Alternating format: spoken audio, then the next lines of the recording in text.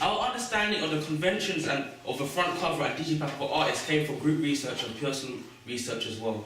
Looking at the digipacks and front covers of artists as a whole and then dissecting them, then to look at specific digipacks and front covers which are synonymous with the genre of our artist, which is hip hop. Firstly, looking at the front covers of artists such as Grace Jones, The Clash, Nirvana, and then moving into artists such as 50 Cent, Eminem, Drake, and J. Cole.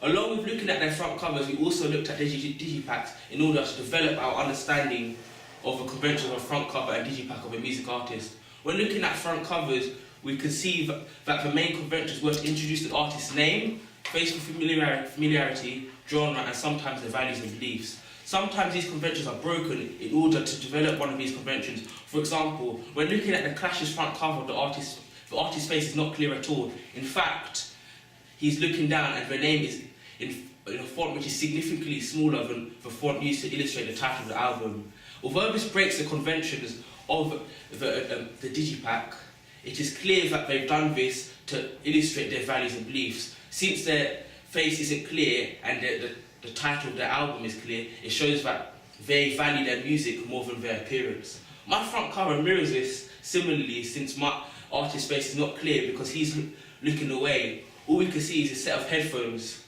over his ears. The headphones being symbolic of his music also show how his main selling point is his music and he values his music over his appearance.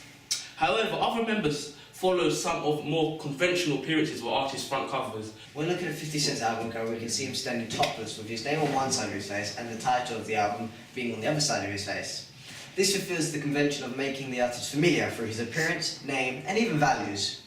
He values his appearance more than his music because the title of the album being smaller than the font used to present his name and appearance.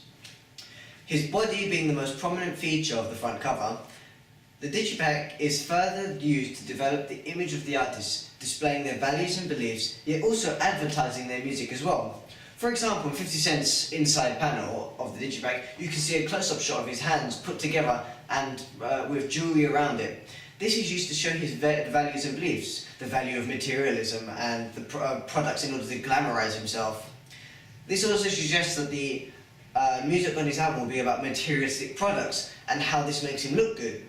However, in our digipack, we decided not to use that style since we wanted our artist's audience to become more familiar with the artist's appearance and where he comes from than about materialism and what the artist desires. In our digipack, we used a shot of the artist and superimposed him on the inner layer of London. His image is in black and white, and this is used to show authenticity, and it's also used to separate him from the background.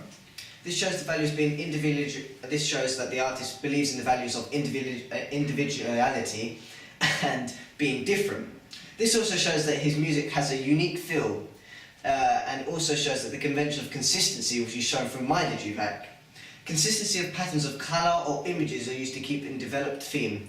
50 Cent being money and glamorising his body, and us being H.'s appearance and demonstrating his values through use of black and white images and himself. Looking at the conventions of artists' home pages, we're able to gain an understanding and knowledge of what is needed for our music artist's website as far as content and appearance is concerned. We needed to know this in order to be able to create a successful marketing campaign for our artists. For our research, we looked at a variety of music artists' home pages. These included Kylie Minogue's homepage, Eminem, Drake, J. Cole, and Jay-Z's homepage. All these homepages had some things in common. These included, they all had illustrated images of the artists themselves. The artist's latest album is promoted on the homepage itself, and there are links to music and music videos on the homepage. All the music homepages also had login details and from Twitter, Facebook, and Google+. This allowed the fans of the artist to form a community and to sort of use the artist website regularly. We also had subheadings such as events, news, about the artist, login on forums, contact, music and videos, since we wanted to have a homepage which offered a wide range of information for the audience rather than just showing his music. Showing the audience where the artist came from and who inspired him allows them to engage with the artist on a personal level. This is also fulfilled through the contact the artist section, which allows the audience to email or even tweet the artist. Also, consistency is another convention that we found prominent when looking at the other artists' websites. Consistency shown was usually through the fact that the design and layout of a website matched that of an album, cover or digipack. We fulfilled this convention through using a very similar colour scheme on our website and digipack. Most importantly, the website all consists of an image of an artist to emphasise the importance in the marketing of the artist. Our website did this in different ways, but the most common way in which we used this convention was through using the pictures taken from the photo shoot. It is clear that our media product follows most forms and conventions of the website to successfully market our artists.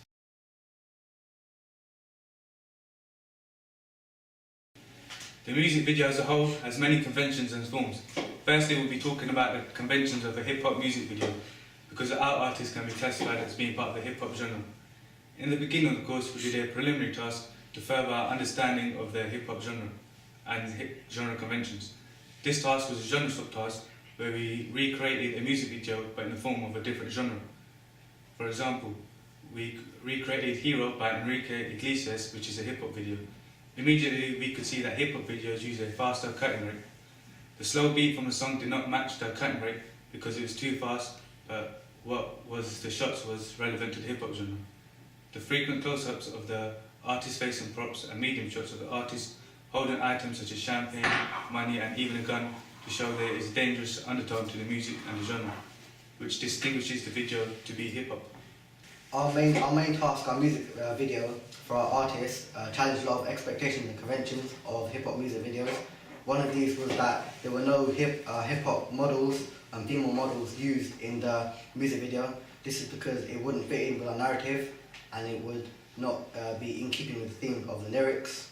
Also, there was no weapons or guns used in the video. This is because if a music video has weapons or guns in it, it cannot be shown on mainstream music channels, and we want our artists to be established on mainstream networks and music channels.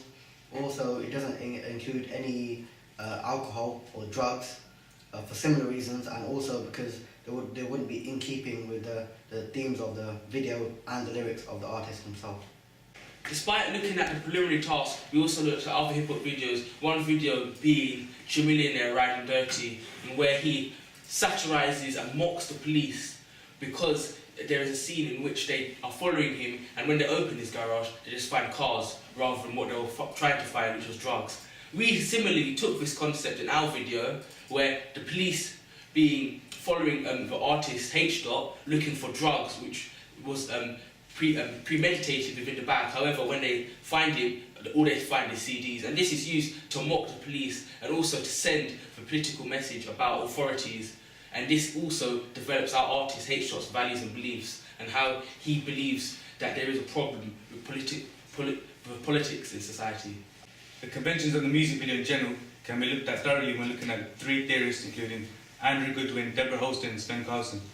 These three theorists look at conventions of music videos in detail, and is what I will be using to demonstrate how our music videos have followed and challenged these conventions. Carlson's theories on music videos involve the ideas that they include some forms of binary opposites, an example being good and evil. However, in our video we do not present binary opposites because it will not be relevant to our narrative. Another one of Sven Carlson's theories is that music videos need a narrative. We'll follow this convention by having a police chase narrative in which the artist is being pursued by the police as they think that he is involved in illegal activities. However, at the end it is revealed that he is not behaving or involving himself in any criminal activities. We also follow another one of Sven Carlson's theories on music videos.